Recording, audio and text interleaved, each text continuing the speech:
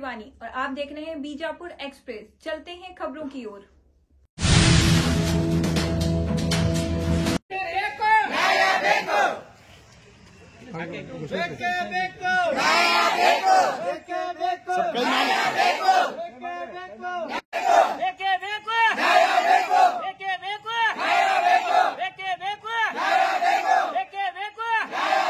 Prabhanjan garments ಇಂದ ಬಂದೀವ್ರಿ। ನಮ್ಮ ಹೆಸರು ಲಕ್ಷ್ಮೀ ಪತ್ತಾರ್ ಅಂತ ಹೇಳ್ರಿ। ನಾವು ಕಾರ್ಜೋಳ ಗ್ರಾಮದಿಂದ ಬಂದೀವ್ರಿ। ನಾವು ಹೊನಗನಹಳ್ಳಿ ಫ್ಯಾಕ್ಟ್ರಿ ಒಳಗೆ ಕೆಲಸ ಮಾಡ್ತಾ ಇದ್ರಿ। 2 ಫ್ಯಾಕ್ಟ್ರಿ ಐತ್ರಿ ನಮ್ದು। ಇಲ್ಲಿ ಬಿಜಾಪುರ ಫ್ಯಾಕ್ಟ್ರಿ ಒಂದು, ಹೊನಗನಹಳ್ಳಿಯಾಗ ಒಂದ್ರಿ। ಅಲ್ಲಿ ಹೊನಗನಹಳ್ಳಿಯಲ್ಲಿ 500 ಜನ ಕೆಲಸ ಮಾಡ್ತಿದ್ರು। ಸ್ಯಾಲರಿ ಕರೆಕ್ಟ್ ಆಗಿ ಹಾಕ್ಲಾರ್ಕೆ ಸ್ವಲ್ಪ ಕಡಿಮೆ ಆಗೈತಿ। ಈಗ ಇಲ್ಲಿ ಬಂದ್ಬಿಟ್ಟು 50 ಜನ ಅದಾರ ಇಲ್ಲಿ ವರ್ಕರ್ಸ್।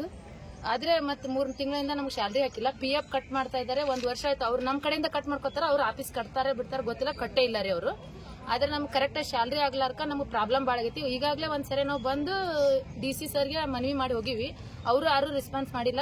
ಮತ್ತೆ ಲೇಬರ್ ಆಫೀಸರ್ ಬಂದು ನಿಮ್ದು ಏನ್ ಪ್ರಾಬ್ಲಮ್ ಐತಿ ಕೇಳ್ಯಾರ, ಅವರು ಬಂದು ನಮ್ಗೆ ಏನು ಹೇಳಿಲ್ಲ। ಆತು ನಾವು ಈಗ 2-3 ದಿನ ಟೈಮಿಂಗ್ ತಗೊಂಡಿದ್ರು ಅವರು। 3 ದಿನದಾಗ ನಿಮ್ದು ಏನ್ ಪ್ರಾಬ್ಲಮ್ ಐತಿ ನಾವೆಲ್ಲ ಕ್ಲಿಯರ್ ಮಾಡ್ತೀವಿ, ನಮ್ಮಿಂದ ಒಂದು ಲೆಟರ್ ಬರ್ಸ್ಕೊಂಡು ಸಿಗ್ನೇಚರ್ ಮಾಡ್ಸ್ಕೊಂಡು ಹೋದ್ರು। ಆದ್ರೂ ಅದಕ್ಕೆ ಏನೋ ಅವರು ರೆಸ್ಪಾನ್ಸ್ ಮಾಡಿಲ್ಲ। ಆದ್ರೆ ಓನರ್ ಹುಬ್ಳಿಯಲ್ಲಿ ಇರ್ತಾರಂತ ಇವ್ರು ಹೇಳ್ತಾರೆ, ಅವ್ರು ಒಂದು ಸರಿ ಬಂದಿಲ್ಲ। ಅವ್ರು ನಮ್ದೇನು ಕಷ್ಟನೂ ಕೇಳಿಲ್ಲ, ಸುಖನೂ ಕೇಳಿಲ್ಲ। ಅವರು ಪೇಮೆಂಟ್ ಕರೆಕ್ಟ್ ಹಾಕ್ತಾ ಇಲ್ಲ। ಒಂದ್ಸರಿ ಬಂದಿದ್ರು ನಾವು ಪ್ರತಿ ಸಲ ನಾವು ಸ್ಯಾಲರಿ ತಗೋಬೇಕಾದ್ರೆ ಸ್ಟ್ರೈಕ್ ಮಾಡ್ಬೇಕು ಒಂದು, ಇಲ್ಲಾಂದ್ರೆ ನಾವು ಎಲ್ಲಾರು ಸೇರ್ಬಿಟ್ಟು ಓನರ್ಗೆ ಹೋಗಿ ಕೇಳೋಣ, ಹಾಕ್ತಿವಿ 4 ದಿನ ಬಿಟ್ಟು, 8 ದಿನ ಬಿಟ್ಟು, 15 ದಿನ ಬಿಟ್ಟು, ಆದ್ರೂ ಏನೋ ಒಂದು ಪ್ರಾಬ್ಲಮ್ ಆದಾಗ ಅವಾಗ ಮಾತ್ರ ನಮ್ ಸ್ಯಾಲರಿ ಅವ್ರು ಹಾಕೋದು, ಅಲ್ಲಿ ತನಕ ನಮ್ ಸ್ಯಾಲರಿ ಅವ್ರು ಹಾಕಂಗಿಲ್ಲ। ಇದು ಎಷ್ಟು ಸರ್ತಿ ಪ್ರೊಟೆಸ್ಟ್ ಮಾಡ್ತಾ ಇದ್ದೀವಿ ಅಂದ್ರೆ ಪ್ರತಿ ಸಾರಿ ಪೇಮೆಂಟ್ ತಗೋಬೇಕಂದ್ರೆ ಪ್ರೊಟೆಸ್ಟ್ ಮಾಡ್ತೀವಿ? ಪ್ರತಿ ಸಾರಿ ಪೇಮೆಂಟ್ ತಗೋಬೇಕಾದ್ರೆ ನಾವು ಅವ್ರಿಗೆ ಹೇಳ್ಬಿಟ್ಟು ಸ್ಟ್ರೈಕ್ ಮಾಡ್ಬಿಟ್ಟು ಅವ್ರಿಗೆ ಹೇಳ್ಬಿಟ್ಟು ನಾವು ತಗೊಳ್ದ್ರಿ। ಅಂದ್ರೆ ಈಗ ಎಷ್ಟು ಸರ್ತಿ ಮಾಡಿದಿರಿ ಪ್ರತಿಭಟನೆ? ಆಲ್ರೆಡಿ ಒಂದು 2-3 ಸಲ ಆಲ್ರೆಡಿ ನಾವು ಮಾಡಿದೀವಿ। 2-3 ಸರ್ತಿ ಆಲ್ರೆಡಿ ಮಾಡಿದಿರಿ ಅಂದ್ರೂ ಇದೇ ತರ ಮಾಡ್ತೀವಿ? ನೀವು ಎಷ್ಟು ವರ್ಷದಿಂದ ಕೆಲಸ ಮಾಡಕತ್ತೀರಿ? ನಾವಲ್ಲಿ 7 ವರ್ಷದಿಂದ। ಈ ಪ್ರಭಂಜನ್ ಆಗೋಕ್ಕಿಂತ ಮುಂಚೆ ನಮ್ದು ಸದಾಶಿವ ಇತ್ರಿ, ಅವಾಗ ಏನು ಪ್ರಾಬ್ಲಮ್ ಇದ್ದಿದ್ದಿಲ್ಲ, ನಮ್ಗೆಲ್ಲ ಕರೆಕ್ಟ್ ಸ್ಯಾಲರಿನೂ ಹಾಕಿತ್ತು, ನಮ್ದೆಲ್ಲ ಕರೆಕ್ಟ್ ಆಗಿ ವರ್ಕರ್ಸ್ ಬರ್ತಿದ್ರು, ESI PF ಎಲ್ಲ ಕರೆಕ್ಟ್ ಆಗಿ ಬರ್ತಿತ್ತು, ಮತ್ತೆ ವರ್ಕರ್ಸ್ ಅಲ್ಲಿ ಸದಾಶಿವ ಇದ್ದಾಗ 500 ಜನ ಇದ್ದೀವ್ರಿ ನಾವು। ಈ ಪ್ರಭಂಜನ್ ಗಾರ್ಮೆಂಟ್ಸ್ ಆದ್ಮ್ಯಾಗ ಮೊದ್ಲೇ ಮುಂಚೆ ಒಂದ್ ಸ್ವಲ್ಪ ಕರೆಕ್ಟ್ ಆಗಿ ಕೊಟ್ಟಂಗ್ ಮಾಡಿದ್ರಿ ಇವ್ರು, ಆಮೇಲೆ ಕರೆಕ್ಟ್ ಆಗಿ ಸ್ಯಾಲರಿ ಆಗಿಲ್ಲ। ಓನರ್ ಯಾರು? ಹೆಸರೇನು? ರಾಘವೇಂದ್ರ ಅಂತ ಜಾಸ್ತಿ ಯಾರಿಗೂ ಗೊತ್ತಿಲ್ಲ ರೀ ನಮಗ। ನನ್ನ ಹೆಸರು ರೇಖಾ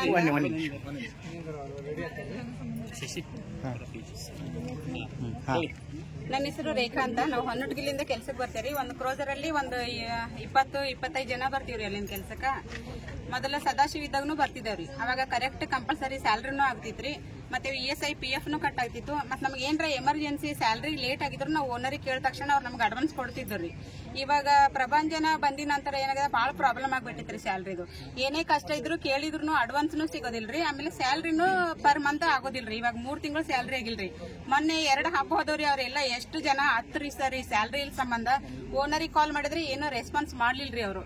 ಪ್ರತಿ ಇದೇ ಸಲ 2 ಸಲ 3 ಸಲ ನಾವು ಸ್ಟ್ರೈಕ್ ಮಾಡಿನೇ ಪೇಮೆಂಟ್ ತಗೋಬೇಕ್ರಿ। ಅಲ್ಲಿ ಸ್ಟ್ರೈಕ್ ಆಗೋವರೆಗೂ ನಮ್ಗೆ ಯಾರು ಪೇಮೆಂಟ್ ಕೊಡಂಗಿಲ್ರಿ ಸರ್। ಆಮೇಲೆ ನಮ್ ಸರ್ಗಳು ಎಲ್ಲರೂ ಸೇರಿ ಓನರಿಗೆ ಫೋನ್ ಹಚ್ಚಿದ್ರು ಅವ್ರು ಏನೋ ರೆಸ್ಪಾನ್ಸ್ ಮಾಡಂಗಿಲ್ರಿ। ಇವಾಗ ಇದಕ್ಕಿಂತ ಮುಂಚೆ ಬಂದು DC ಆಫೀಸ್ಗೆ ಬಂದು ಎಲ್ಲರೂ ಲೆಟರ್ ಕೊಟ್ಟು ಹೇಳಿ ಹೋಗ್ಯಾರಿ।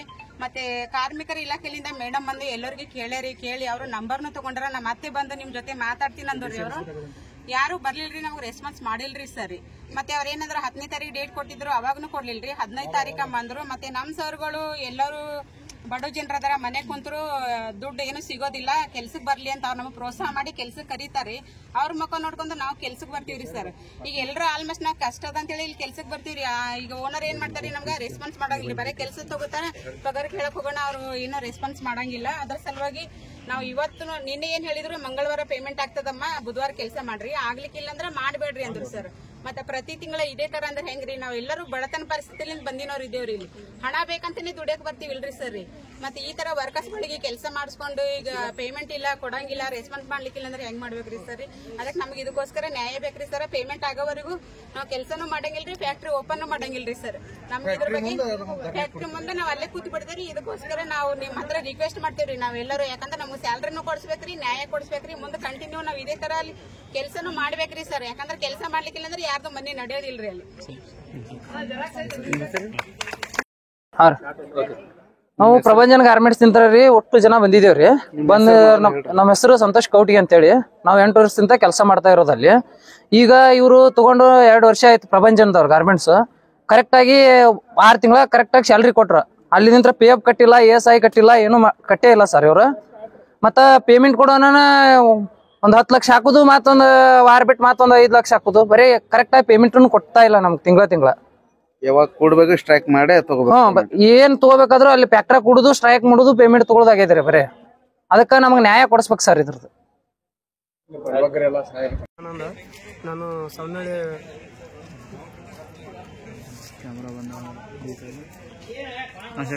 ಸರ್, ನನ್ನ ಹೆಸರು ಬಂದು ಶಿವು ರೀ.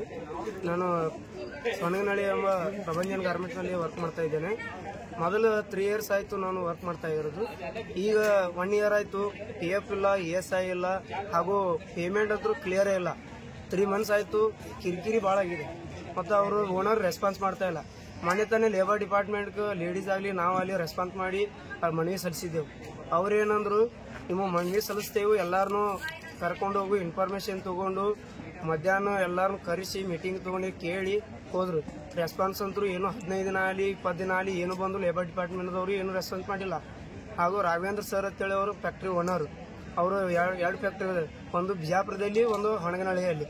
ಹಾಗೂ ಅವ್ರು ಏನು ಮಾಡ್ತಾರೆ ಅಂದರೆ ಪೇಮೆಂಟ್ ಕೇಳಾಗನ ನಾಳೆ ಹಾಕ್ತೀನಿ, ಇವತ್ತು ಹಾಕ್ತೀನಿ, 1 ಮಂತ್ ಬಿಟ್ಟು ಹಾಕ್ತೀನಿ, ಮತ್ತು ಅದು ಲಾಸ್ ಇದೆ, ಅದು ಐತೆ, ಸುಳ್ಳ ಬೆಳ್ಳ ಹೇಳಿಕೆ ನಮ್ಮನೆ ಮಳ್ಳರ್ ಮಾಡಾಕತ್ತಾರೆ. ಹಾಗಾಗಿ ನಮಗೆ ಈ ನ್ಯಾಯ ಕೊಡಿಸ್ಬೇಕಂತೇಳಿ ತಮ್ಮಲ್ಲಿ ಮನವಿ ಕೇಳಿ. ಇದು ಪ್ರಭಂಜನ್ ಗಾರ್ಮೆಂಟ್ ಹೊಣಗನಹಳ್ಳಿಯಾಗಿ 2 ಫ್ಯಾಕ್ಟ್ರಿ ಇದೆ. ನಾವು ಹೊಣಗನಹಳ್ಳಿ ಫ್ಯಾಕ್ಟ್ರಿಯಲ್ಲಿ ಕೆಲಸ ಮಾಡ್ತೀವಿ. ಈಗ 3 ಮಂತ್ಸ್ 4 ಮಂತ್ಸ್ ಆಯಿತು. ಪೇಮೆಂಟ್ ನಮಗೆ ಈಗ 30,000 ಬರ್ಬೇಕಾಯ್ತು. 35,000 ಪೇಮೆಂಟ್ ಬರಬೇಕು. ಮನೆ ಬಾಡಿಗೆ ಕಟ್ಟಿಲ್ಲ, ಹಾಗೂ ಎಲ್ಲ ಥರನೂ ಕಷ್ಟ ಇದೆ. ಮತ್ತು ಕಾಲೇಜ್ ಫೀಸ್ನು ಕಟ್ಟಿಲ್ಲ.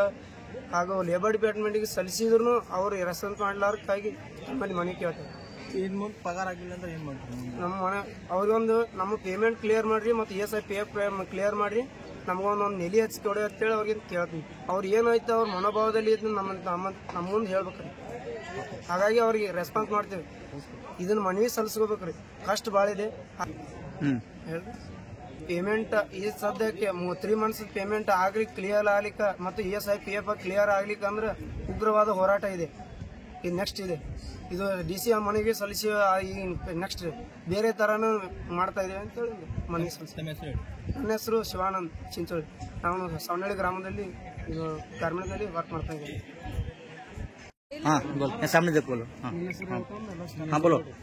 मेरा नाम रेखा है.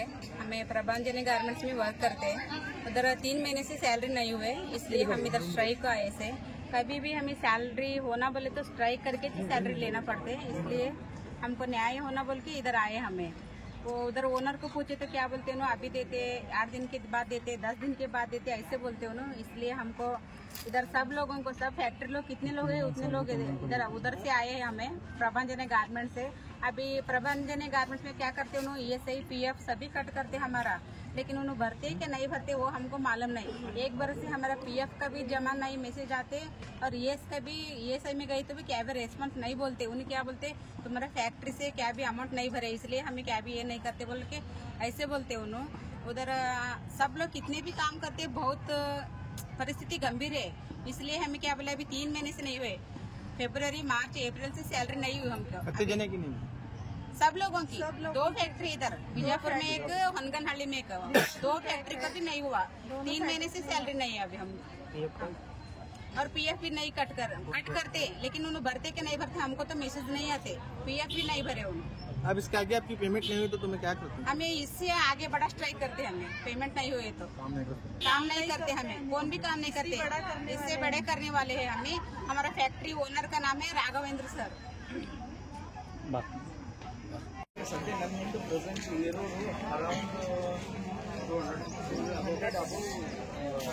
200 ಮಾಡ್ತಾ ಇದೀವಿ.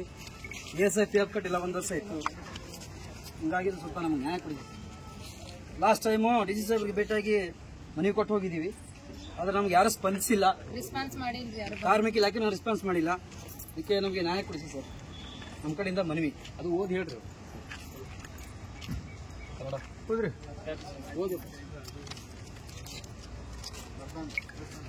ಪ್ರಭಂಜನ್ ಗಾರ್ಮೆಂಟ್ಸ್ ದವರು 3 ತಿಂಗಳಿಂದ ನಮಗೆ ಸಂಬಳ ಕೊಟ್ಟಿಲ್ಲ ಸರ್. ಮತ್ತೆ PF ಎಲ್ಲ ಕಟ್ ಮಾಡ್ಕೋತಾರ, ಅಲ್ಲಿ ಕಂಪನಿ ತುಂಬಿಲ್ಲ ಅವ್ರ ದುಡ್ಡು. ಮತ್ತೆ 3 ತಿಂಗಳಾಯ್ತು, ಬರೀ ಇವತ್ತು ಬರ್ತೀನಿ ನಾಳೆ ಬರ್ತೀನಿ ಅಂತಾರೆ, ಮಾಲಕರು ಬರಲ್ಲಾಗ್ಯದ್ರಿ. ಹಿಂಗಾಗಿ ನಮ್ಮ ಕಾರ್ಮಿಕ ಒಟ್ಟರಿಗೆ ಭಾಳ ತ್ರಾಸ ಆಗ್ಲತ್ತೈತಿ. 3-4 ತಿಂಗಳಾಯ್ತು ಪೇಮೆಂಟ್ ಇಲ್ಲ. ಅದಕ್ಕೆ ಇದೆಲ್ಲ ಅದನ್ನ ಮನವಿ ನಾವು ಕೊಟ್ಟು ಹೋಗ್ಯವ್ರಿ, ಆದ್ರೆ ಇದು ಯಾರು ಸ್ಪಂದನೆ ಮಾಡಿಲ್ಲ.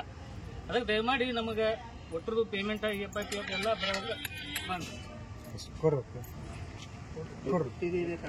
ಕೊಟ್ಟಿದೆ